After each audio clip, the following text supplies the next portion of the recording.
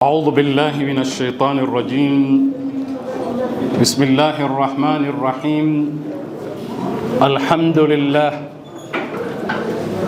لله الذي لا مضاد له في ملكه ولا منازع له في أمره.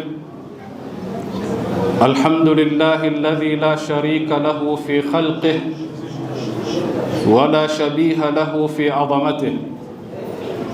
الحمد لله الفاشي في الخلق أمره وحمده، الظاهر بالكرم مجده، الباسط بالجود يده، الذي لا تنقص خزائنه ولا يزيده كثرة العطاء إلا جودا وكرما. إنه هو العزيز الوهاب. اللهم إني أسألك قليلا من كثير مع حاجة بي إليه عظيمة، وغناك عنه قديم، وهو عندي كثير، وهو عليك سهل يسير. ثم الصلاة والسلام على أشرف الأنبياء والمرسلين محمد وعلى آله الطيبين الطاهرين وأصحابه الغر الميامين، وبعد.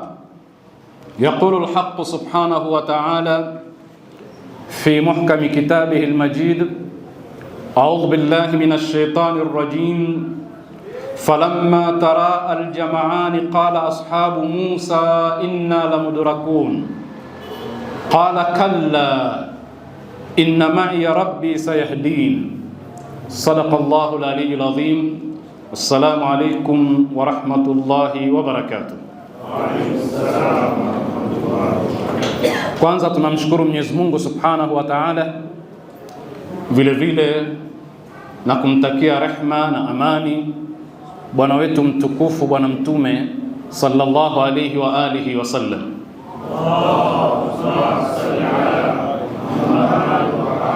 Leo tumo katika darasa ya 27 katika mfululizo wa darasa zetu kuhusu sayansi ya malezi kwa mtazamo wa Qur'ani. Leo kama tulivyoahidi jana, tutajifunza kuhusu namna ya kujenga sifa ya kujiamini kwa mtoto. Tutamfanya vipi mtoto akulie katika mazingira ya kujiamini. Tumelizungumza siku mbili hili suala la kujiamini. Kwa Kiarabu linaitwa athiqatu bin nafsi, Kiingereza wanasema self confidence. Na tukasema si jambo dogo, kwa sababu watu wengi waliofanikiwa katika mambo yao, ufunguo wa mafanikio namba moja ni ile tabia ya kujiamini. Na kujiamini ni kule kuamini kwamba una uwezo wa kufikia malengo yako na una uwezo wa kuvuka vikwazo kuyafikia yale malengo, katika elimu, katika uchumi, katika siasa, katika lolote lile ambalo mwanadamu amelilenga kuwa alifikie. Na tukasema tofauti zetu sio akili, bali ni ile sifa ya kuamini kwamba unaweza kufanya. Ndio tukaona yale mambo yanayomfanya mtu asijiamini, namba moja ilikuwa ni kule kuamini kwamba huwezi, kufikiria kuwa huwezi, kuwa na mawazo duni, fikra duni juu ya jambo, na mengine mengi ambayo tulielezea katika darasa zetu zilizopita. Kwa hiyo leo tunaanza kuzungumza namna ya kujenga sifa ya kujiamini. Namba moja, kwanza tuvae miwani ya Qur'ani, kwa sababu tunajifunza malezi kupitia Qur'ani kwanza. Namba moja ni atawakkul ala Allah. Jambo kubwa sana hili na la msingi. Huwezi kujenga sifa ya kujiamini wewe kama Muislamu kama hujamtegemezea Mungu mambo yote. Nini maana ya kutawakkul kwa Mwenyezi Mungu? Ni kule kuamini kwamba hakuna gumu mbele ya Mungu, yani hakuna lisilowezekana mbele ya Mungu. Na sisi wengi katika sisi imani zetu ni dhaifu katika hili, kwamba pale njia zote zinapokuwa zimejifunga, hauoni mbele, kuna ukungu, huoni kwamba utatokea wapi. Je, umewahi kuamini kwamba inawezekana ukafanikiwa japokuwa hujui njia ya kufanikiwa, kwa sababu tu Mungu yupo? Hii ni daraja katika imani. Sisi tuna mapungufu, lakini tunatakiwa tujilee, lakini tuwalee watoto kuamini kwamba hakuna gumu mbele ya nani? Ya Mungu. Ndio maana kumtegemea Mungu. Wakati huo wewe hujui utapitia wapi, lakini inna Allaha ala kulli shay'in qadir wa man yatawakkal ala Allahi fahuwa hasbuh. Yoyote atakayemtegemea Mungu, Mungu atamtosheleza. Haya ni maneno ya Mungu, kwa maana ya kwamba kwa lugha ya vijana atampa njia ya kutokea mahala ambapo njia zote zimefungika. Ndio turudi katika kisa cha Musa alayhi salam. Musa mwanzoni alipoambiwa, bwana nenda kwa Firaun, idhhab ila Firauna innahu tagha, Firaun amevuka mipaka, nenda bwana kwake. Na Musa si kwamba hamfahamu Firauni, ni baba yake alomlea, sio? Kwa hiyo anamjua na tabia zake zote na kibri chake, kwa lugha sasa hivi udikteta wake. Kwa hivyo alisema, bwana wa akhi, mtume ndugu yangu, wa akhi Haruna huwa afsahu minni lisanan, ndugu yangu Haruna ni fasaha zaidi kuliko mimi. Mtume yeye ataweza kuelewesha kuliko mimi. Kwa hiyo ilikuwa daraja yake ya kujiamini iko chini. Ndio tukasema mitume pia wamelelewa na Mungu, wanakuwa taratibu, wanakuwa taratibu. Hata mtume alikuwa anakuwa taratibu, tumeelewana. Ndio akaambiwa rabbi zidni ilman, manake na yeye anakuwa, linuthabbita bihi fuadaka, anakuwa na yeye, sio?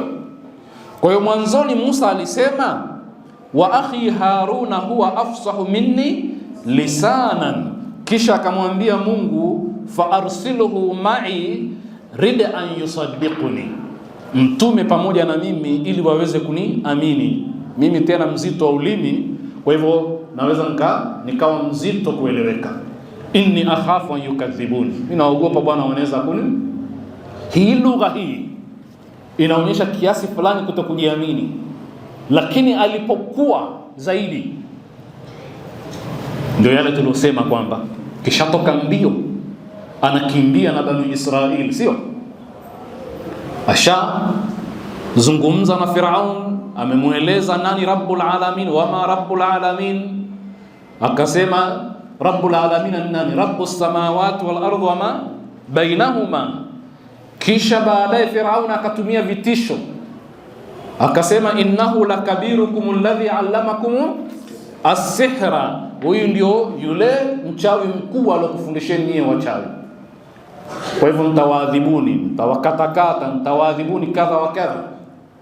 Na alikuwa anafahamika kwa adhabu Firaun, yasumuna kumsua al-adhabi. Yasumuna katika baadhi ya tafsiri zinasema yursilunakum ila amakinin khassa lil'adhabi, yani wanakutumeni katika, wanakupelekeni mahala maalum kwa ajili ya adhabi. Kwa hivyo walikuwa na mbinu nyingi za kuadhibu, na Musa anajua hilo. Sasa wanakwenda na Bani Israeli, wanakimbia, wamefikia mahala kilichokwepo ni maji, hakuna njia, hakuna namna ya kupita. Ndio haya maneno ya Bani Israeli, falamma tara aljam'ani qala ashabu Musa inna lamudrakun. Na wewe ungekuwa ni wewe pia ungeona hivyo hivyo kwamba hakuna njia. Wamemgeukia Musa, anasema tutafikiwa sasa hivi, tutakamatwa na jamaa wanakuja nyuma, Firauna na jeshi lake. Kwa hiyo maneno yao ni kwamba inna lamudrakuna, tutakamatwa bwana sisi. Na Musa mwenyewe haoni njia ya kutokea. Lakini tizama tawakkul kwa Mwenyezi Mungu. Unajua maana neno kalla? Kalla ni kukanusha kwa hali ya juu, kamwe haiwezekani wakatukamata. Haya maneno ya nani? Ya Musa, kwa sababu ya kutawakkul. Kwa nini kalla ya Musa? Kalla inna ma'iya rabbi sayahdini, mimi niko pamoja na Mola wangu mlezi, sio inna ma'i Allah, ma'i ya rabbi, Mola wangu mlezi ataniongoza tu njia ya kutokea. Sasa hii ni tawakkul ya hali ya juu, maana hujui utokeje, njia zote zimefungika, lakini Mungu unamjua kwamba yupo na anaweza kila kitu. Ndio Mungu anasema wa man yatawakkal ala Allah fahuwa hasbuhu. Ukishaamini kwamba hakuna wa kukuokoa ila Mungu na njia itapatikana, Mungu hakuachi. Tatizo letu ni kwamba tuna imani hiyo, tunaweza kutawakkul namna hiyo. Sasa hii sifa lazima tuijenge kwa watoto. Sisi wenyewe tuna kasoro kwanza tuanze sisi, lakini inajengwaje kwa watoto? Kila mara ukizungumza na watoto ukanasibisha na Mungu, insha Allah zikawa ni sehemu ya lugha yako na watoto, kwamba mimi mwanangu sina pesa ya kufanya, lakini insha Allah Mungu yupo. Kila mara nasibisha mambo yako na Mungu mpaka yule mtoto azoee. Na pindi unapopata mtoto akipata jambo, akisema baba mimi nimeshiba, mama nimeshiba, mwambie sema alhamdulillah. Yani vile vitu vyote anavyovifanya atambue kwamba haya yote si baba kanipa, ni Mungu kanipa kupitia baba, sio? Namna hii tunajenga sifa ya kutawakkul kwa watoto. Akikwambia asante, mwambie sema alhamdulillah, kwamba Mungu kaniwezesha kupata, sio? Kitu fulani sina lakini Mungu yupo bwana, wewe sema insha Allah. Insha Allah baba. Sasa hizi lugha ukizikariri kwa mtoto, mtoto anamtegemea Mungu sana katika mambo yake.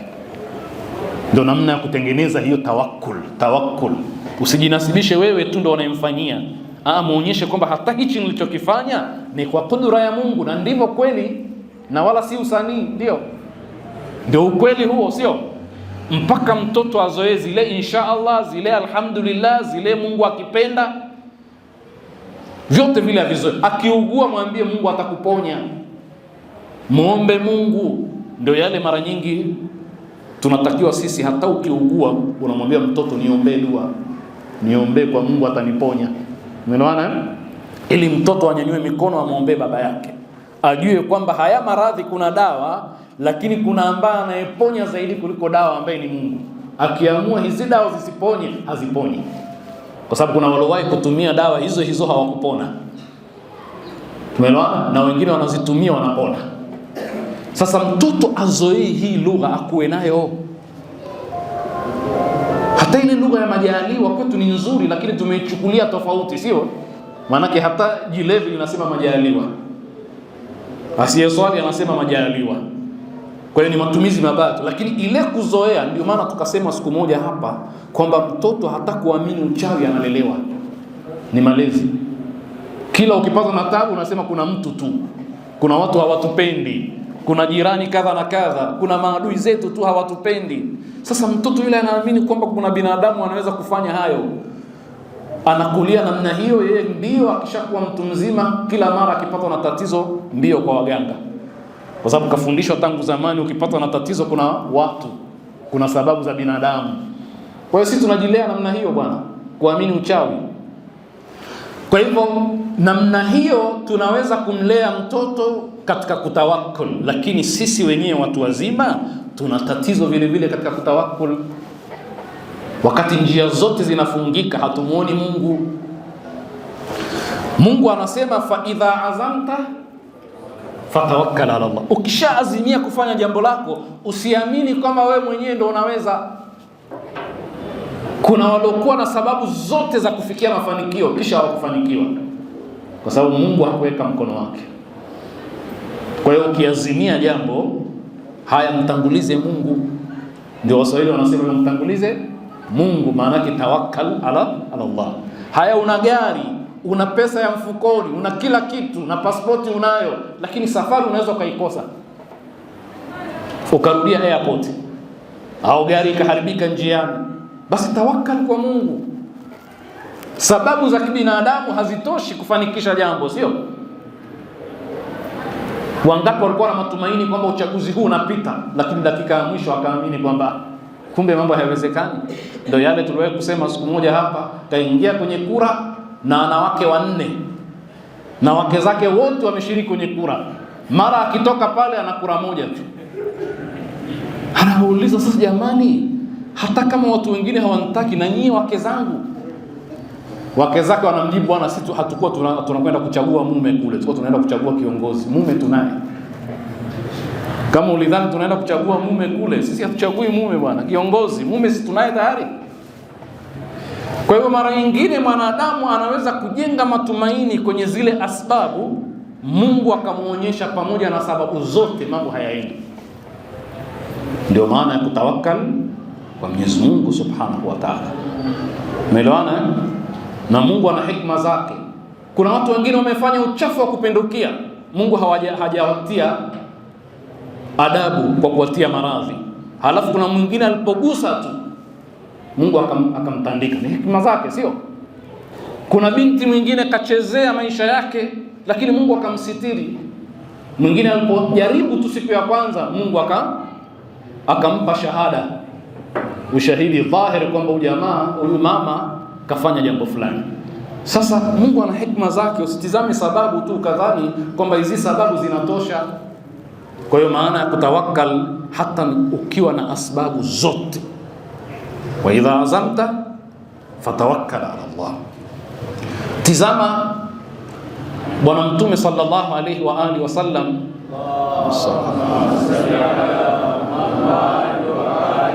alipokuwa akigura, akihama kutoka Maka kwenda Yathrib ambayo iliitwa Madina ya Mtume baadaye, si aliandamwa na maadui, sio? Wametoka mbio wakifuata njiani kwamba wamkamate Bwana Mtume kabla hajafika Yathrib, Madina. Kisa kinafahamika na Qur'ani imesimulia, sio? Idh yaqulu li sahibihi la tahzan inna Allaha ma'ana. Kwa hivyo walipokuwa katika pango na maadui wamefika, mwenzake anahuzunika, anaona tayari ndo yale inna la mudrakun, sio? Ndo yale, sio?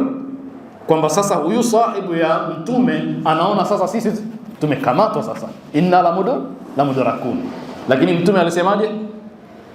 Idh yaqulu li sahibihi la tahzan inna Allaha maana. Maadui wako pale washafika kwenye pango, Mtume anamwambia mwenzake ambaye tayari ana wasiwasi, anamwambia kwamba usihuzunike, Bwana Mungu yuko na sisi. Hiyo ni tawakkul ya hali ya juu jamaa. Tumeelewana? Tawakkul ya hali ya juu, mafunzo ya Qur'ani. Tizama Nabii Musa amekimbia Misri, anakwenda wapi? Madian. Kule Madian hana mjomba wala shangazi, hana mtu yoyote. Kule alipotoka hawezi kurudi. Hata alipoambiwa nenda kwa Firaun, anasema mimi qataltu nafsan, yani qataltu minhum nafsan, nimeua huko, naogopa kurudi bwana. Si alikimbia, sio? Amewasaidia mabinti ya Shuaib, fasaqa lahuma thumma tawalla ila dhilli. Maana amekuta watu wananywesha mifugo yao, umma umejaa, ummatan minan nasi yasqun fawajara min dunihi mamra'atani au mra'ataini tadudani qala ma khatbukuma. Kuta wanawake wawili wamekaa pembeni, mabinti ya Shuaib, hawachanganyikani na wengine. Huyu ni mgeni, hana popote pa kwenda. Fasaqa lahuma thumma tawalla ila dhill, akawasaidia kisha kaenda kukaa chini ya mti, hajui pa kwenda. Aliomba dua gani? Rabbi inni lima anzalta ilayya min khairi faqirun. Na katika dua omba kila siku katika maisha yako. Ukimaliza kuswali sujudu sema Rabbi inni lima anzalta ilayya min khairin faqirun. Khairi yoyote ewe Mola wangu mlezi utakanishushia mimi nahitajia ya Mwenyezi Mungu. Hiyo ni dua yake, hana wasiwasi, hana pa kwenda, hana mwenyeji, lakini Mungu akamfungulia njia kupitia ule msaada wake. Wema unalipa bwana, wema unalipa. Hal jazaa'ul ihsani illa al-ihsan. Fajaat ihdahuma tamshi ala istihya'i qalat inna abi yad'uka liyajziyaka ajra ma saqaita lana. Mungu kashamfungulia njia, kapata mwenyeji, sio? Kaja mmoja katika mabanati anatembea kwa haya, anamwambia inna abi yad'uk baba yangu anakuita liyajizia ka ajra ma saqaita lana, akulipe ujira wa kazi uliofanya kuzinyweshea. Musa hakutaka ujira wote wala hakufanya ili alipwe, lakini aligundua sasa nishapata mwenyeji. Ikiwa mambo namna hii nishapata mwenyeji. Akifika tu nyumbani hajaomba hata huo wenyeji, anaambiwa uridu an unkihaka ihda ibnatayya hataini ala an ta'jurani 8 hijaj, mimi nataka kuozesha mmoja ma binti zangu hawa, lakini unifanyie kazi hija 8, yani miaka 8. Fa in atmamta 10 fa min indik wala uridu an ashqa alayka, ukitaka kutimiza 10 khiari yako, mimi sitaki kutia mashaka tabu. Na ulama wanasema alitimiza 10, maana hana hamu hata ya kwenda Misri, watimiza 10 kabisa, na mke akapata bwana, tena mke wa mtume bwana, na fimbo maridadi ambayo ilimsaidia akaichukua kwa Shuaib, lakini kwa sababu alitawakali kwa Mwenyezi Mungu. Jamani, hatutaki kutoa mifano mingi iliyojaa ndani ya Qur'an. Jipime wewe kadri gani unatawakkali kwa Mungu pindi milango yote inapofungika. Unaamini kwamba Mungu yuko mbele, anaweza kufungua. Kisha wale watoto namna hiyo kwamba Mungu anaweza kila jambo. Mtume sallallahu alaihi wa alihi wasallam alikuwa anatiwa nguvu na Mungu katika mambo mengi ili afanikiwe. Ndio Mungu anasema yuthabbitu Allahu alladhina amanu bilqawli thabiti fil hayati ad-dunya. Anawatia nguvu. Ukishakuwa mu'min, Mungu anakutia nguvu katika mambo yako ufikie malengo. Amini hilo. Ukiamini hilo, hiyo ni tawakkul muhimu, itakufikisha katika malengo. Wa fil akhirah vile vile wayudhillu Allahu adh-dhalimina wa yaf'alu Allahu ma yasha. Kwa hivyo Mungu anawatia nguvu alladhina amanu fil hayati dunya na vile vile wa fil akhirah. Hasa wewe kuwa mu'min, alafu Mungu atakufungulia milango. Wa man yattaqillaha yaj'al lahu makhraja wa yarzuquhu min haythu la yahtasib. Njia hazioni kwamba atapataje, lakini Mungu anampa. Hii ni daraja katika imani na inahitaji kujilea, kwa sababu hata wewe mwenyewe kuna mambo yalikuzonga kiasi ukaamini hauna pa kutokea, lakini hatimaye kuna milango ikafunguka. Hukuamini lakini mambo yakaisha. Kila mwanadamu kapitia hali hiyo jamani. Hakuna mwanadamu mtu mzima hajawahi kupitia hali hizo. Kwa hivyo tawakkal kwa Mwenyezi Mungu, jijengee imani, Mungu atakufungulia. Mwenyezi Mungu Subhanahu wa Ta'ala anasema waqala alladhina kafaru laula nuzila alayhi alqur'anu jumlatan wahida. Mungu akasema kadhalika linuthabbita bihi fuadak warattalnahu tartila. Wala aliposema kwamba Qur'ani hii kwa nini ikushuka yote mara moja, Mungu alisema hapana bwana, tumeishusha nujuman tadrijiyan. Kwa nini? Kwa sababu tunataka mtume huyu akue taratibu, linuthabbita bihi fuadak, awe imara taratibu. Kila Qur'ani inaposhuka inamtia nguvu zaidi mtume kupambana na mambo na kufikia katika malengo. Kwa hivyo nukta ya kwanza ni kutawakkal kwa Mwenyezi Mungu, ndiko kutajenga kujiamini katika mambo, kwa sababu ukitawakkal kwa Mungu unaamini kwamba kila jambo linawezekana mbele ya Mungu. Kwa hivyo utapambana na utamuomba Mungu, hutokata tamaa. Hiyo ni nukta ya kwanza. Nukta ya pili ni kule kukiri kwamba mwanadamu amepewa uwezo na Mungu wa kufanya mambo. Tuelewane vizuri. Yaani amini, na ndivyo ilivyokuwa, kwamba wewe mwanadamu umepewa uwezo na Mungu wa kuweza kufanya mambo. Ukiamini hilo, utaona lilokuwa mbele yako si kikwazo. Mtengenezee mtoto taswira hiyo ya kwamba hakuna linaloshindikana. Mwanadamu ni kiumbe ambaye Mungu kampa heshima, kampa uwezo wa kuweza kutatua mambo. Si ndio wa'allama Adama al-asmaa kullaha? Si ndio ilmu kampa? Kwa hivyo kampa uwezo katika kila jambo wa kiilmu kwanza, na uwezo mwingine. Huyo kiumbe tofauti na wengine. Awe mnyama na umbo kubwa kuliko mnyama yoyote, mwanadamu anaweza kumlea, kumfuga, anaweza kumpeleka mbio. Kweli si kweli?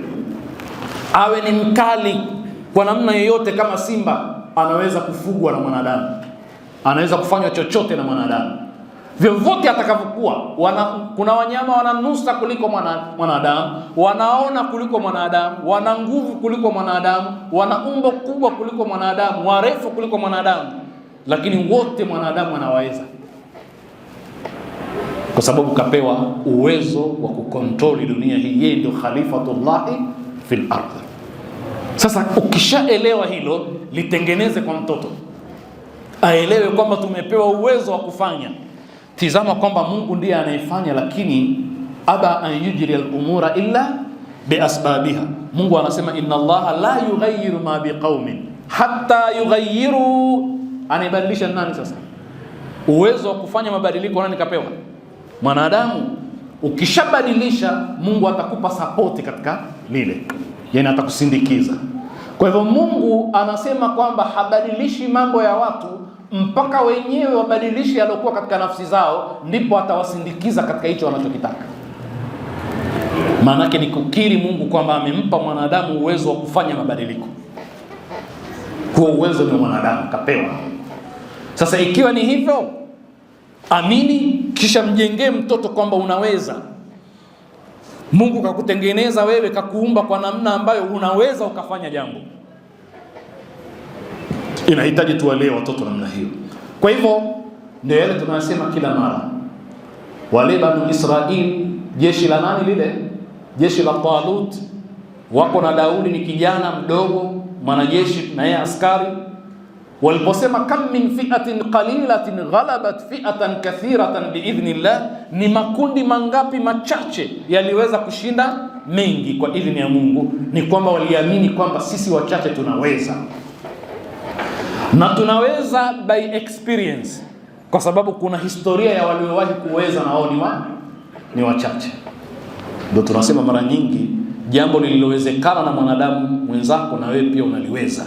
Kwa lugha nyingine, linawezekana. Kwa kuwa kuna mwanadamu ameweza, na wewe unaweza.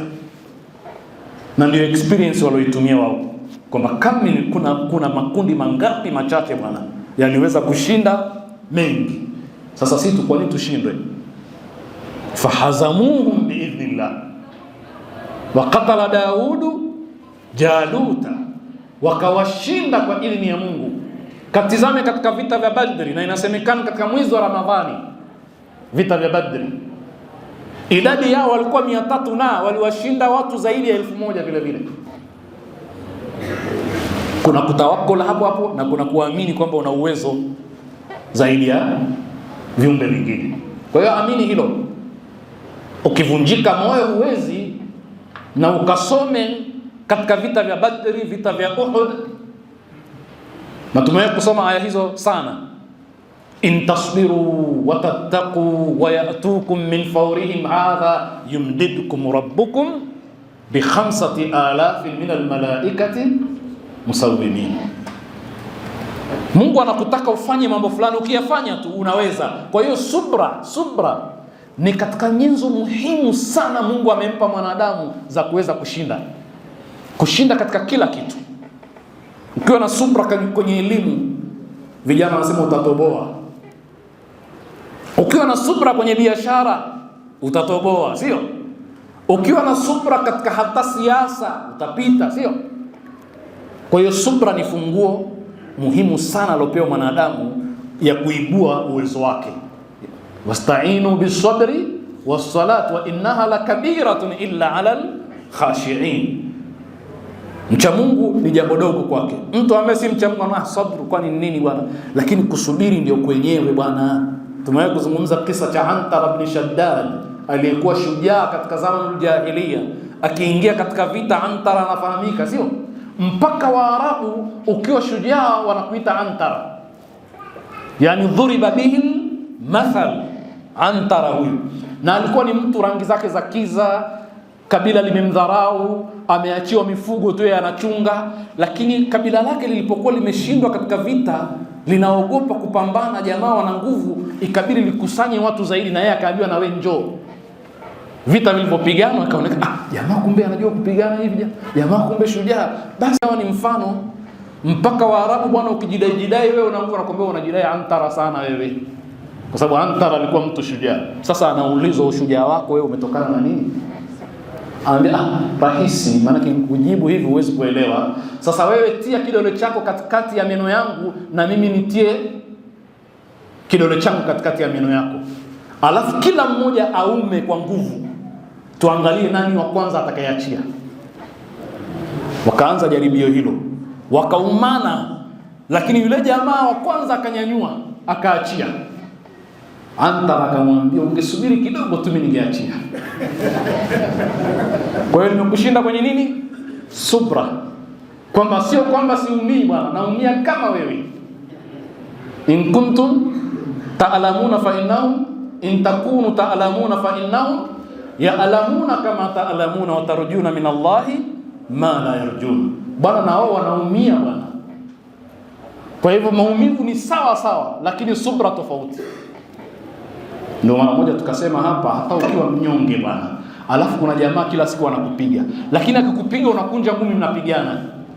Japokuwa anakupiga, lakini na wewe maana yake kupigana ni kupiga na kupigwa, sio? Unadhani jamaa ataendelea kupiga? Yaani wewe mnyonge anakupiga piga, lakini kila akikupiga na wewe unarusha ngumi.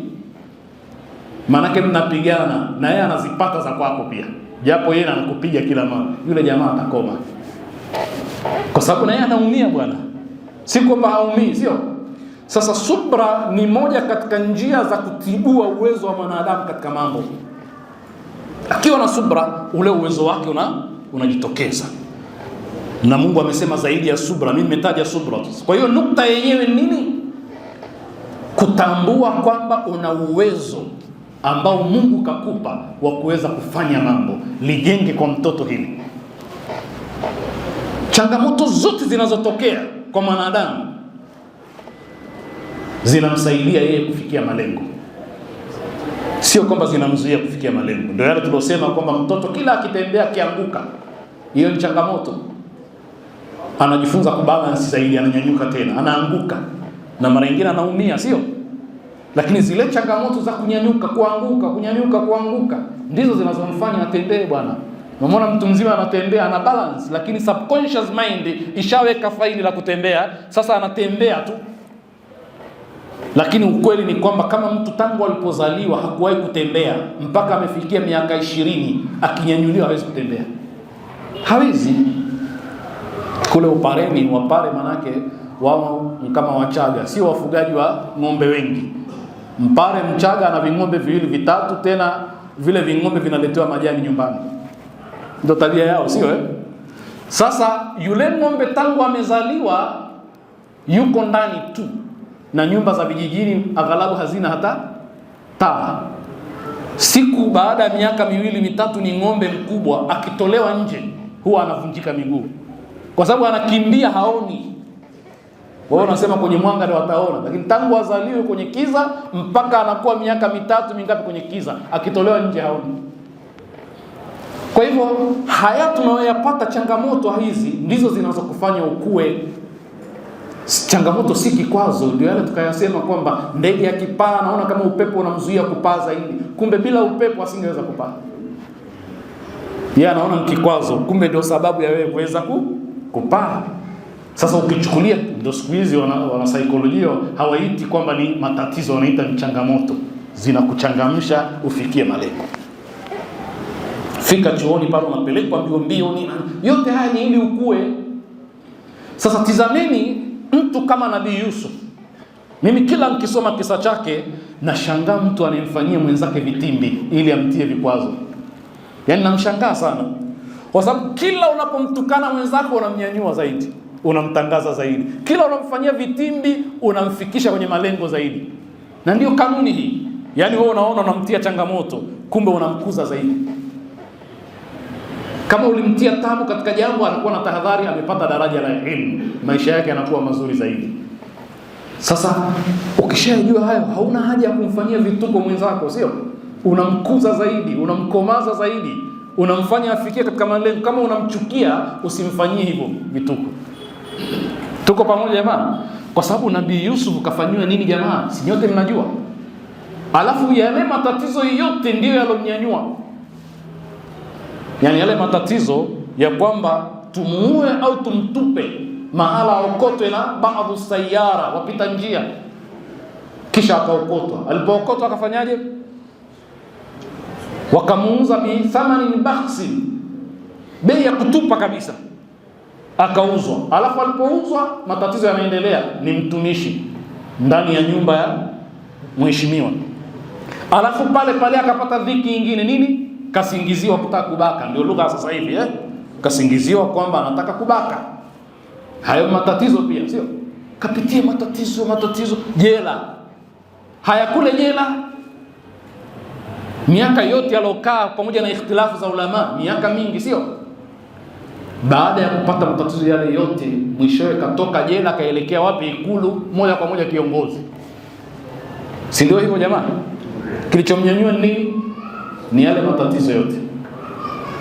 Na yeye ile character assassination iliyofanyika kwamba mbakaji, akasema mwana misiji fama ma balun niswatu allati qatta'na aydiyahunna. Kwanza tatueni tatizo la wale wanawake waliokata mikono yao. Vipi issue yao? Ilipokuwa mambo yametengeneza kwamba hapana bwana, sisi hatukumtaka yeye, ana rawatuhu an nafsi, mama akakiri kwamba mimi ndio nilikuwa kosa. Haya, akakubali kurudi, ni mheshimiwa. Haya, wale waliofanyia vitimbi hali yao ilikuwaje? Si umeona walipokuja jamani? Mwisho wa ubaya nini? Ni aibu Sheikh. Lakini naye akaifuta ile aibu kwamba baya yamekwisha. Mheshimiwa maana yake ni mtu machuali, yamekwisha. Sasa hatujifunzi jamani. Kwa nini mfanye vituko kwa mwenzako, unataka kumnyanyua? Haya, mtukane, alafu unataja jina lake linatangazika zaidi. Unamnyanyua zaidi. Na sio hivyo tu, unamuongezea thawabu pia. Kila unapomsema vibaya unamuongezea lile fuko lake lile la amali njema, sio? Na siku zile, siku ya kiyama, man thaqulat mawazinu fahuwa fi 'ishatin, wewe unaongeza mizani yake kila siku. Kwa hiyo unamfanyia kheri bwana. Kama unamchukia, tulia kimya basi, ndio kheri. Hivi ndivyo Qur'ani inavyotufunza. Kwa hiyo mwanadamu ana uwezo wa hali ya juu, na vikwazo vyovyote unavyoviona, laqad khalaqnal insana fi kabad, tumemuumba hali hiyo apitie mashaka, tabu, nini. Hata nafaka inapotaka kuota lazima ipasue ardhi, mashaka, tabu kidogo ilete, sio? Mama anapotaka kuzaa lazima upasuaji, hata kama hajapasuliwa tumbo, ile njia ya kawaida ya kupita mtoto hapiti salama, sio? Kuna maumivu.